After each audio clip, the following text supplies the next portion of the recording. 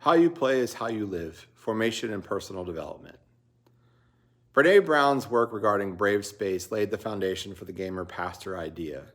Could I create a space for students that facilitated courage and left joyful memories? That inspiration settled into 2 events, a monthly game night and a weekly Dungeons & Dragons group. In each setting, we practiced the trainable skills Brene lists that develop courage. Living into your virtues, presenting your best self, not your armored self, building trust, resetting after disappointment. It's impossible to promise a safe space in today's society because we as leaders cannot promise that the behavior of everyone in the room will ensure everyone's safety. Every time we try to set up a safe space, the question consistently comes back to safe for whom? There will always be someone, regardless of our best intentions, who will not feel safe in our spaces, but brave space allows us to be brave together. Games add another element to the already powerful equation that ultimately leads to personal development and formation. What do we do in a brave space? Think of the gaming community as a laboratory. It's not the focus of the ministry, but rather the environment in which ministry happens, which is providing pastoral care. In this laboratory, gamer pastors identify, then reinforce or challenge beliefs. A belief is accepting that a statement is true or that something exists. Beliefs are important because they drive our behaviors. Here's a classic gamer example. If goblins are evil, then I must destroy all goblins. If those specific goblins are evil, then I must destroy all goblins. If someone told me once about an evil goblin, then I must destroy all goblins. Although hyperbolic, these examples show how beliefs drive behaviors. In my experience, the most dangerous belief is that shame is more than an emotion, it's truth. So many human beings believe they are just not good. But how you play is how you live. Our brains contain mirror neurons that help us to learn by watching and doing the things that are in front of us. What happens, though, when we are bombarded by negative reflection? If you've not sat in on a Fortnite session and listened to how people talk to each other, you need to. It is appalling. When I put together 10 students to play Sea of Thieves in real time in the church's youth house, they all immediately defaulted to pillage, destroy, and steal, and that's after I reminded them that they were playing in an actual church. When players realize that Dungeons & Dragons allows them to do anything they can imagine, they typically begin with terrible, dehumanizing, sinful ideas. This is due in part to the disinhibition effect. The disinhibition effect is when people act differently online and in person, typically by being meaner or by being more open, more freely. Studies show that if you're online and anonymous, you feel less accountable for your actions and also less vulnerable when it comes to opening up.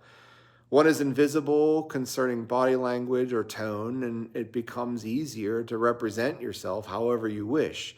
You can create or recreate an identity based on the environment that you are mirroring, which brings us to the fact that games are just simulations. A simulation is an imitation of a system involving the construction of an artificial history with real system features. Simulations are problem-solving tools that help find solutions to real-world problems. A simulation can help us understand the world and the system of the world through engagement. Simulations help us speed up our store and use of information, skills, and behavioral responses. Studies show that the brain, though, doesn't differentiate between reality and the simulation, which means that in the development of behaviors and responses, the games that we play and the media that we consume is just as important as the life we live. Our response to how we live is regulated by executive functions. Executive functions are higher brain processes that help us remember, plan, problem solve, analyze, and execute tasks. Specific examples are self-regulation, working memory, emotional regulation, mental flexibility, prioritizing, time management, organization. But the portion of the brain that manages executive functions is not fully developed until the brain is around 25 years old. To everyone who's younger than 25, and some of us still at 45, we have to work at executive function. We have to practice and develop those skills like any muscle group, and it is tiring. While better executive functioning leads to better academics, better social awareness, and more success in business and personal goal setting, using executive functions at an early age or with any form of neurodivergence is exhausting. When we play games we want to win, the more we play and the more we practice, the more frequently, we hope, we win. I know young adults who play games professionally. I know students who are walking encyclopedias about which Pokemon to play and what order to crush your opponent. But how often do we allow human beings to practice a response or build a body of knowledge to respond to racism or misogyny or cruelty or trauma? How you play is how you live. We train for life on the simulator of a board game or role-playing game or video game. Training on a simulator shapes learning more realistically than debating philosophy. So games allow us to practice life, develop executive functions in response to the firing of our mirror neurons to external stimuli. Without the idea of pastoral gaming, though, our gamers are out there living by the law of tooth and fang. So what is pastoral gaming? Let's build a simulator that acts as a catalyst for providing pastoral care. We identify safeguarding boundaries within behavior and conduct policies. We create a brave space by teaching players how to build courage skills. We introduce games to increase the disinhibition effect, and you use whatever format works in your context. Then we identify the incidents, behaviors, and beliefs that present themselves while playing games. In the game, we engage executive functions, and when incidents make an appearance, we categorize and respond in the moment. We name and celebrate or clarify emotions and beliefs that drive the behavior that instigated the incident. Then we reset expectations through clarification, or we alter expectations if it's appropriate. Any pastor who takes on a gaming ministry will first be amazed at the full spectrum of emotion and behavior that presents from something as simple as Settlers of Catan.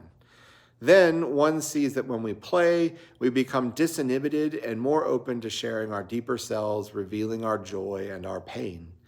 A gamer pastor's primary work is to reveal how human interaction within the game informs human interaction outside the game. More exposure to difficult situations within a brave space with a mentor who cares forms our response to similarly difficult situations in our day-to-day. Under a gamer pastor's coaching, people can try various tactics in response to incidents that cause discomfort. This is how pastoral gaming fills a unique ministry niche and can play a powerful role in building strong, trusting communities in churches, schools, game shops, retreats, and weekly gatherings.